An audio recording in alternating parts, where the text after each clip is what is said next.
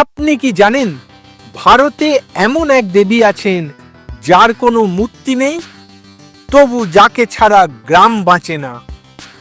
আজ আমি আপনাদেরকে যে কাহিনী শোনাবো, এই কাহিনী ঝাড়খণ্ড, ছত্তিশগড় ও ওড়িশার আদিবাসী সমাজের বহু প্রজন্ম ধরে চলে আসা একটি প্রাচীন লোকবিশ্বাস। ঝাড়খণ্ডের গভীর জঙ্গলে একটা জায়গা আছে, না মন্দির, না ঘন্টা, না কোনো ধূপ।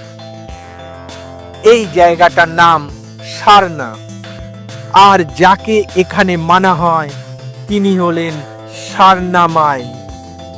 লোকবিশ্বাস বলে তিনি গাছের ভেতরে, মাটির শ্বাসে আর নীরবতার মধ্যে থাকেন।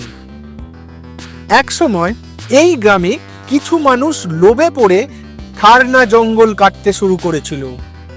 সেই বছর বৃষ্টি বন্ধ হয়ে গেল, ফসল শুকিয়ে গেল, রোগ ছড়াতে লাগলো। গ্রামের বয়োজ্যেষ্ঠরা বললেন, মা রেগে যাননি, তিনি শুধু ভারসাম্য হারিয়েছেন। মানুষ জঙ্গল কাটা বন্ধ করলো, মাটিকে আবার সম্মান দিল, কিন্তু কিচ্ছু চাইলো না, শুধু ক্ষমা চাইলো।